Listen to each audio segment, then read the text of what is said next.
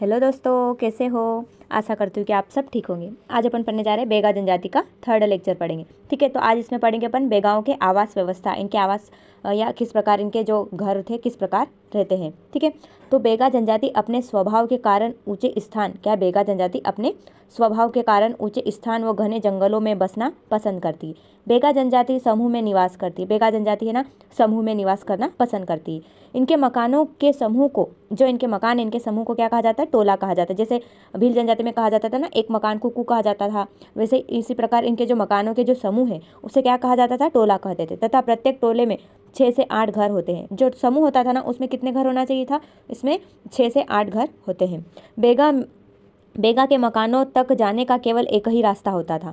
मतलब जो इनके जो मकान, जहाँ पर टोला होता था ना इनका, तो वहाँ जाने के लिए सिर्फ एक ही रास्ता था, एक ही मार्ग होता था, जो उन्हें एक विशेष प्रकार की सुरक्षा या फिर जंगली जानवरों से रक्षा प्रदान करता था। ठीक है, आगे क्या है?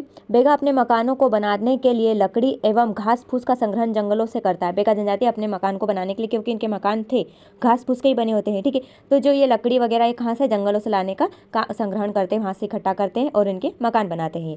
मकान बनाने के लिए सरई के 3 थांबे जमीन में गाड़ते हैं। जो 3 खंबे होते हैं वो जमीन में गाड़ते हैं, सीधे गाड़ते हैं उनको, है ना, तथा इन पर 3 बरंडी डालते हैं। बरंडी मतलब बरसाती डालते हैं इनके ऊपर। बिल्कुल बक्कल की जो छाल होती है ना वो बेगाओं की कील होती है। जो बक्कल की छाल होती है ना, बक्कल एक वृक्ष होता है, उसकी छाल होती है, उसकी तने की जो छाल होती है ना, उससे क्या होती है? कील होती है, जैसे मजबूत होता है तो उससे ठोकते हैं, यहाँ पर कील ठोकते हैं। ठीक है, अब इनकी पढ़ते हैं अर्थव्यवस्था, पढ़ते हैं किस प्रकार की थी। तो बेगा जनजाति गाय को लक्ष्मी मानते हैं। बेगा जनजाति क्या मानते हैं? गाय को लक्ष्मी मानते हैं तथा मक्का का संग्रहण करते हैं। गाय को लक्ष्मी मानते हैं और मक्के का संग्रहण करते हैं। बेगा अपना गुजारा बहुत सीमित साधनों में करते हैं। बेगा जनजाति है ना, जो अपने जितना साधन है उतने में ही वो खुश रहती है। दैनिक जीवन के सारे उत्पादन ये लोग प्रकृति से ही प्राप्त करते हैं। दैनिक जीवन में जो भी उनको आवश्यकता की जो भी सामग्री प्राप्त करना होती है वो कहाँ से प्राप्त करते हैं? जंगलों से ही प्राप्त करते हैं। जनजाति के लोग महलोन के पत्तों का संग्रहण करते हैं। ये जनजाति के लोग महलोन के पत्तों का भी संग्रहण करते हैं, जिनसे वे थाली और कटोरा बनाते हैं। जो महलोन के पत्तों का संग्रहण करते हैं उनसे क्या बनाते हैं? थाली बनाते हैं, कटोरा बनाते हैं तथा पेज और मंद का सेवन करने के लिए वो जो कटोरे वगैरह आते हैं ना वो बनाते हैं और बाजार में बेचकर धन प्राप्त करते हैं। बेगा स्त्रियां महलोन संग्रहण में हमेशा लगी रहती है। जो बेगा स्त्री है ना वो क्या करती है? महलोन के पत्तों का संग्रहण हमेशा करती रहती है। ठीक है, आगे क्या है? बांस की चीप बांस की चीज़ें बेगा घर में ही तैयार करते हैं। जो बांस की चीज़ें बनाते हैं ना वो बेगा जनजाति घर में ही तैयार करते हैं। क्या होती थी? जो बेगा है ना, बांस की चीज़ों से जो भी वस्तु बनाती है वो घर में ही तैयार करते हैं। ये लोग बांस शिल्प के लिए सिद्धक होते हैं। क्या मतलब? ये लोग है ना बांस चीज़ों की, जो बांस है ना उससे सब वस्तुएं बनाते हैं। बांस से सूपा, टोकनी, ओढ़नी आदि बनाकर बाजारों में बेचते हैं। बांस से घर का दरवाजा, चलित टिंटिया भी बनाते हैं।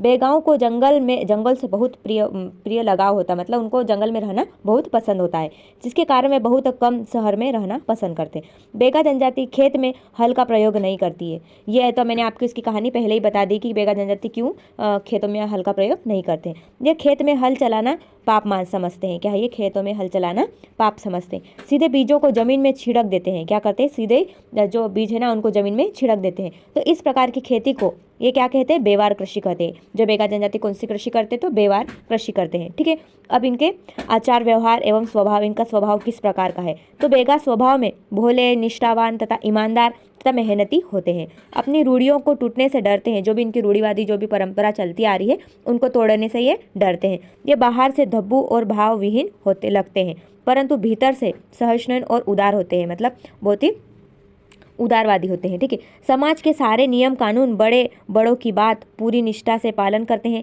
तथा मुकदम की आज्ञा का उल्लंघन नहीं कर सकते हैं। ठीक है, आगे पढ़ते हैं इनका भोजन। अब बेगा जनजाति ये किस प्रकार का भोजन खाते हैं? तो भोजन पढ़ते हैं तो सुबह, जो ये सुबह का भोजन खाते हैं उसे क्या कहते हैं? बासी खाना कहते हैं। बासी खाना खाते हैं, सुबह के भोजन को क्या कहते हैं? बासी खाना। और दोपहर में क्या पीते हैं? तो दोपहर में पेज पीते हैं। और रात्रि में जो भी भोजन खाते हैं उसे करते हैं बियारी करते, जो कि भात होती, भात और भाजी कहते हैं उसको। ठीक है, बेगाओं के धार्मिक मान्यता। बेगाओं में कौन कौन से भगवान जी है धार्मिक मान्यताओं के अनुसार? तो ठाकुरदेव कौन है? तो ठाकुरदेव गांव के रक्षक है। ये मानते हैं कि ठाकुरदेव गांव की रक्षा करते हैं। और जो बूढ़ादेव है वो क्या करते हैं? ये साज के वृक्ष में निवास करते हैं और ये अत्यंत प्रिय देवता उनके, बूढ़ादेव है इनके अत्यंत प्रिय देवता है जो कि साज के वृक्ष में रहते हैं और ठाकुरदेव गांव के रक्षक होते हैं।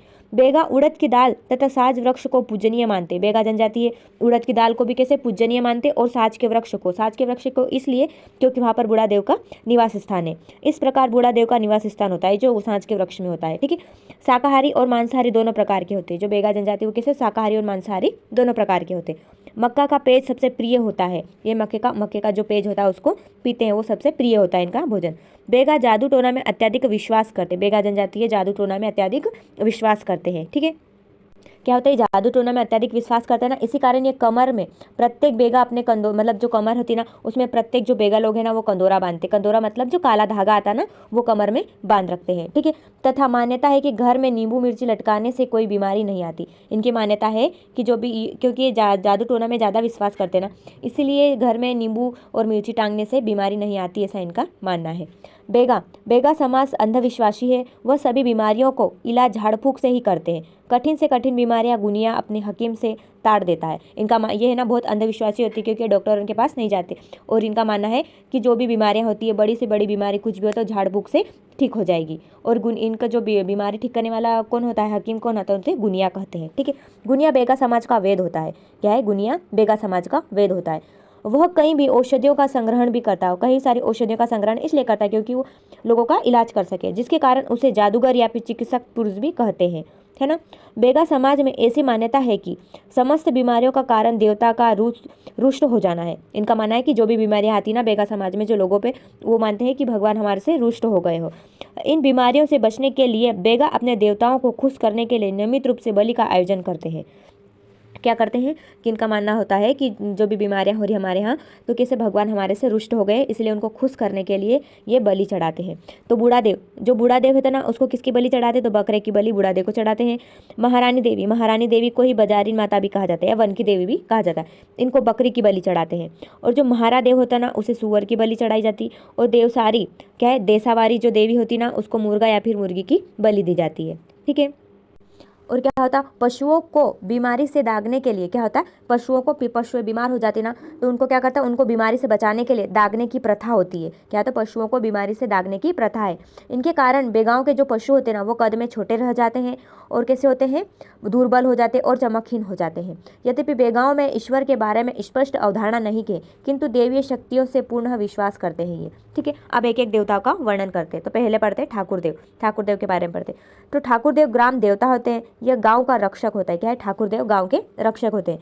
ठाकुरदेव का निवास सरई या फिर महुआ का वृक्ष होता है। ठाकुरदेव का निवास स्थान कहाँ पर होता है? तो महुआ के वृक्ष में होता है। बेगा परंपरा के अनुसार सृष्टि के निर्माता ठाकुरदेव है। इनका मानना है कि जो भी पृथ्वी को या सृष्टि को बनाने वाला कौन है? ठाकुरदेव है। ठाकुरदेव की पूजा हर 3 साल में की जाती है। ठाकुरदेव की पूजा कब की जाती है? हर 3 साल में की जाती है। सफेद बकरे की बलि दी जाती है तथा पूजा में सम्मिलित लोग उसे खाते हैं, परंतु स्त्रियां को यह मांस खाने से प्रतिबंध है। मतलब जो ठाकुरदेव की पूजा होती है उस समय जो भी बकरे की बलि दी जाती है वो स्त्रियां खाने में उनको मतलब नहीं खाने दिया जाता है, वर्जित है। ठीक है, स्त्रियों के लिए। खेरमाई, अब खेरमाई के पढ़ते। तो खेरमाई होती ग्राम की देवी होती। खेरमाई कौन है? ग्राम की देवी है। खेरमाई की प्रतिष्ठा भी ठाकुरदेव की मड़ई के पास ही की जाती है। क्या है? जो खेरमाई है ना इनका जो भी निवास स्थान है वो भी कहाँ पर होता है? ठाकुरदेव के निवास स्थान के पास ही होता है। खेरमाई को महारानी देवी भी कहा जाता है। क्या है? खेरमाई को क्या कहा जाता है? महारानी देवी भी कहा जाता है। खेरमाई की पूजा से बच्चे, बूढ़े और स्त्रियां शामिल होते हैं। खेरमाई की पूजा में कौन कौन शामिल होते? बच्चे, बूढ़े और स्त्रियां शामिल होती है। ठीक है, अब आगे पढ़ते हैं।